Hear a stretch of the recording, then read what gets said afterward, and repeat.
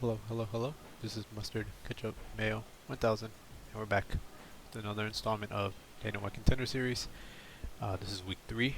I missed last week because I was busy, but I'll go over real quick week 1 because I did cover week 1. Went 3 and 5. Not terrible, not bad. Could have done better. Kanuman, it's not good. Um, Malumba, he did okay, but just got beat. Hassan, I kind of figured. The Abe fight, I wasn't watching it, but people were saying robbery. I don't know. It could have gone either way, from my understanding, but I didn't watch it, so I'm not too sure. Um, Anthony went easy. Yeah, that was easy. Um, Let me see. And then the week 2, which was, let me go back real quick. Week 2, it will be shown on the video per usual. I went 2 and 5, so I didn't do too hot this week, or that last week. Um, I had Booga winning. He won by decision. Kind of glad. I know that fight was back and forth between the two. Muhammad Ali is not good. That dude's trash. With all due respect, he's not good. Um, Christian Perez, I expected to win, so I'm happy with that one.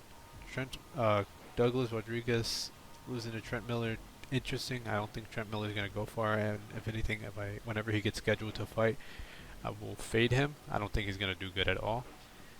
And then I had Fazil, but then I didn't know going into it that there was so much beef between the two, and there was all this stuff.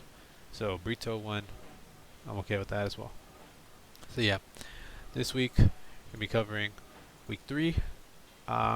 Let's go ahead and start it. And this might be the first time I've ever seen a women's or WMMA headline it, so that's interesting.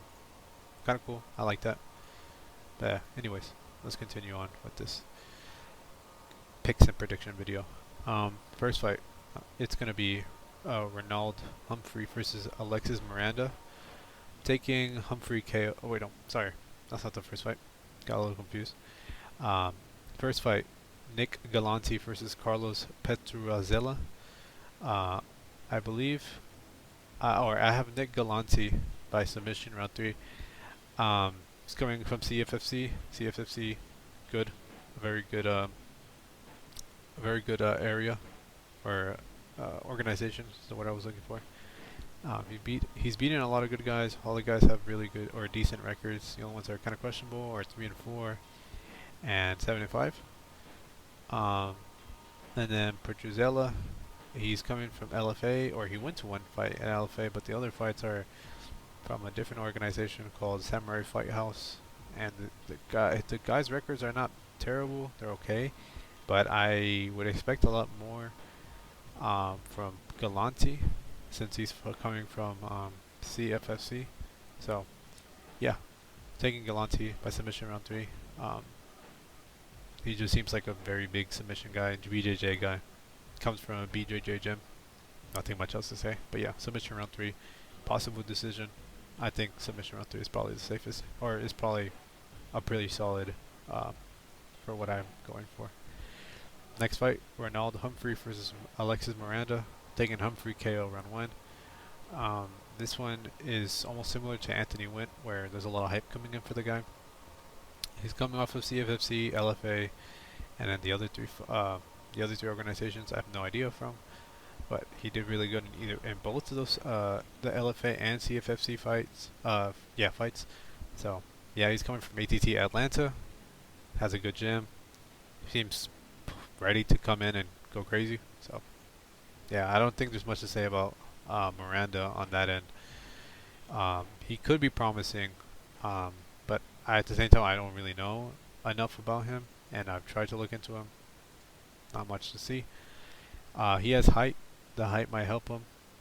But yeah, aside from that, can't say much else. I'm taking Humphrey by KO round 1. Next fight, Sean Clancy Jr. versus Gary Bayeto. It's gonna be Sean Clancy Jr. by KO round 1. The only issue is I don't really trust Cage Warrior guys.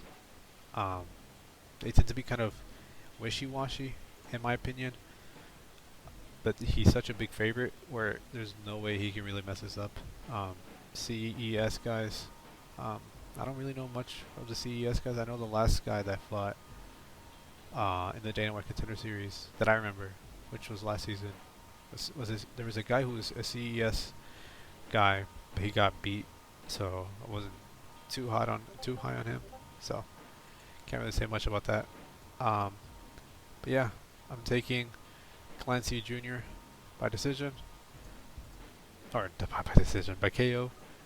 Fully expecting a KO by round 1, in my opinion, especially if he lost or Gary lost to Billy Ray Goff, who's not looking too high in the UFC. So yeah, it's not looking good. If the guy you got beat by is in the UFC and is not doing too hot, yeah, it's not a good look. But yeah, taking Sean Clancy. Next fight, Mario Piazon versus Guillermi Urieli. Taking Piazon by KO on 1. I don't really trust Uriel, in my opinion. In the Josh Hoke fight, he didn't look hot at all. He looked really bad. Um, he's coming back to win, but a lot of times I don't really trust that. Muhammad Ali being a good example of that. Um, Piazon, I feel like has a higher idea, or I guess Piazon also has is coming back as well, but he got a legal need, so the win didn't really count. But yeah, I think it's looking a lot better for Piazon. Taking Piazon, just to be safe. I think it's a lot more doable for him to win.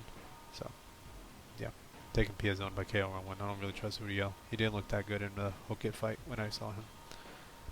And last but not least, the main event, Bella Mir versus Alex Apodaca. I'm taking Mir by submission round 1. She's a wrestler. There's nothing much that Apodaca can do here. She's a decisionator. On the other hand, Mir is not a decisionator. She's quite the opposite. She's a submission artist. So yeah, sorry. Oh, and Apodaca's coming from Factory X. Maybe she puts up a good fight. I'll say she puts up a good fight, but I don't really expect it. So I'm taking Apodaca by submission round 1. I think this card is very straightforward. Yeah,